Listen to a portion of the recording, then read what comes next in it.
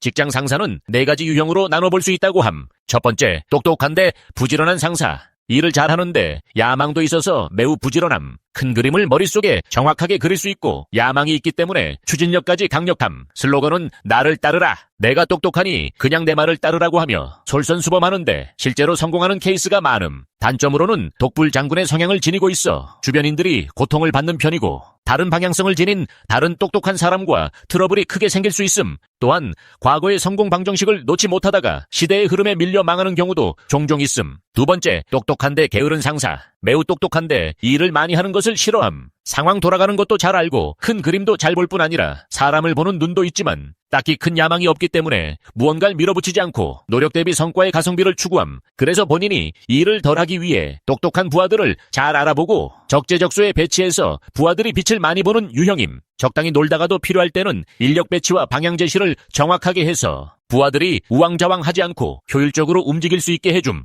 때문에 겉으로 보기에는 조용한 것 같지만 지나고 보면 꾸준하게 성과가 좋은 편임. 단점으로는 필요 이상의 성과를 욕심부리지 않는 탓에 야망이 큰 사람들은 답답해하는 경우가 많고 대다수 부하들의 경우 똑똑하지 않은 머리로 똑똑한 상사의 게으름을 답습하다가 망하기 일쑤임. 세 번째, 멍청한데 게으른 상사. 능력도 야망도 부지런함도 아무것도 없음. 그냥 선배가 하던 일 그대로 이어받아 아무것도 안 하고 큰 변화 없이 세워라 내워라 지내는 편인데 별로 똑똑하지 않기 때문에 본인의 기본적인 역할만 준수하려 하고 그 외에는 신경 쓰지 않음. 똑똑하고 열정 있는 부하들이 제일 속 터지는 상사인데 똑똑한 부하가 똑똑한 제안을 하더라도 보통 반려당함. 그게 효율적이고 좋은 제안인지 알아볼 머리가 없는 데다 리스크에 책임을 질 만한 성과를 내본 적도 없기 때문 보통 관료제가 만연한 곳에서 제일 많이 볼 수 있는 타입임. 네 번째, 멍청한데 부지런한 상사. 제일 피곤하고 위험한 타입임. 주로 사바사바가 최대 요구 능력인 기업에서 많이 볼 수 있는 타입의 상사인데 재밌는 건 멍청한데 게으른 상사가